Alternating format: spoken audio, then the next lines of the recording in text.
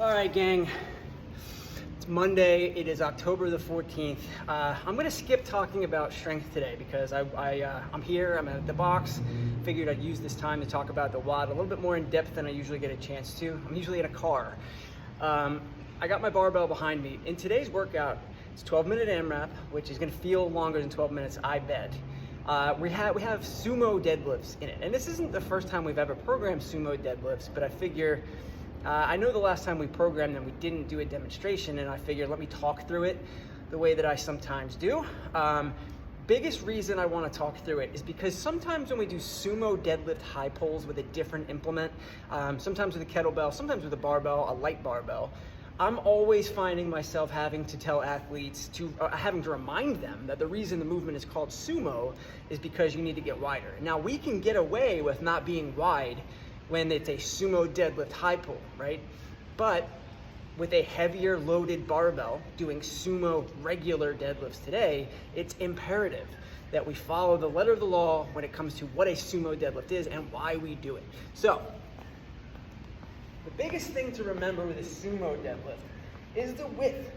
All of our barbells, at least the ones that come with the gym, the ones that you use for free, not people's personal barbells, they have these knurlings. You can't see them from here, but it is a smooth area in the middle of a rough patch. It looks like a ring around the barbell. I like to use that as a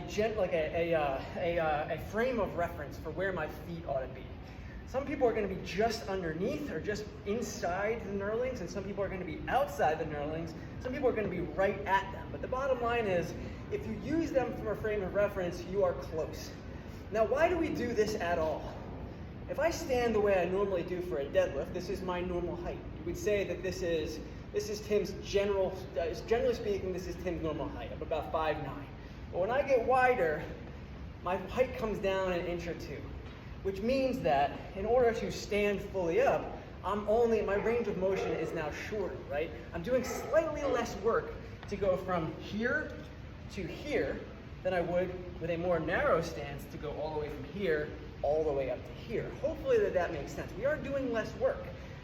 And because we're doing less work, we're definitely isolating, we give ourselves a better chance to isolate our glutes and hamstrings when we do the sumo way. It's just a little bit less work, which lends itself very well to a WOD like this, where I can program 15. You guys remember the 10 down to 1 deadlifts and push-ups workout we did a couple weeks ago? We never did a set bigger than 10. Today, we're looking for some big sets of 15, and we're hoping the fact that you're doing less work is what's going to help you to do that. Now also, we'll load the barbell a little bit less. We're going to go no heavier than 185 for the men today, no heavier, I think, than 135 for the ladies. Bottom line, get wide enough first. Now, everything else that you know about how to set up for a deadlift remains true today. I'm going to start with the bar, generally speaking, over the top of the fattest part of my foot, right? The strong part of my foot, the knuckles of my feet, so to speak. I have that going on. I'm going to put my hands on the bar something like this. Everyone's going to be different. You're going to find different comfortability. Some people are going to be double overhand.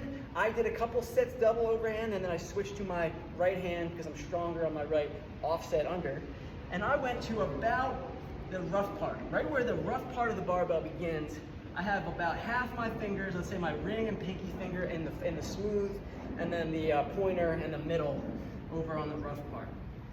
And from here, I'm going to bend my knees such that they eventually touch the barbell, and now I'm in a good set to go.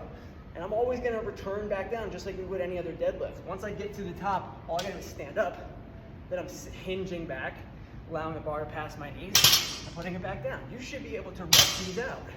And it should feel slightly better, maybe even feel it on the outside of the legs a little bit, different than a traditional deadlift. Now, when we talk about loading today, should you be able to do a set unbroken at 15? Yeah, I think you should.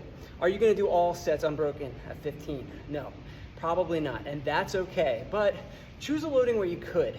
I don't want to resort to singles today.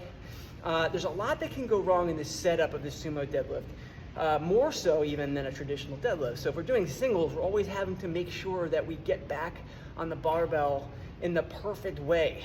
A lot of room for error there. and we'd rather just avoid it. And also, if you are having or finding yourself having to do singles today, then it's too heavy. All right, the other thing I want to talk about is push-ups. We've been throwing more push-ups in. We want to make sure that everybody understands one thing. I'm not even in a plank yet, but you can see in this position that my shoulder is stacked on top of my elbow and stacked on top of my wrist. That's what the end of a push-up looks like. So you can't see my full body. Pretend I'm perfect. On my way down, I'm going to go elbows back and forward so that I can stack. This is called mechanical advantage. So I'm going to go forward, chest touches the ground. My hips are still off the ground. Push out, lock out. Too many times in a bigger set, say a set of 12, we're seeing a lot of. Now, if you go and slow my video down just right then, you'll notice that I never come to full lockout on any of those. Functional fitness, right? Those push-ups are probably the non-lockout push-ups are gonna get you by. They're gonna get you strong. But we gotta have rules in CrossFit. We gotta have standards. In fact, the more of a range of motion you can give me in any movement, the stronger you're gonna get in that movement, right? So don't just fly through, not thinking about positions. Make sure that you're giving me that full lockout at the top of each and every rep. That shows me you're strong at the top. It also shows me you can be in control. Those are the things that we look for, that we really favor as coaches in CrossFit, more so than your ability to bounce your chest off the ground 12 times. So I haven't told you exactly what the WOD is. I just want to make sure I get these points across. The WOD is AMRAP 12, 15 of those sumo deadlifts, 12 of those pull-ups, 9 toes to bar. Anytime that you see a push and a pull together, but then you also see a coupled in core movement, just know that that's for the sake of giving your lower back a rest, or even your glutes. Core is almost the antithesis of posterior chain. So anytime it's like a sit up after a lot of deadlifts, it's to hopefully help the low back or the posterior chain recover so that you can then do a big set of the deadlifts. I felt that that worked perfectly for me today. Let's see what you think. 6 plus 18 for me. I used the 185 for the deadlifts.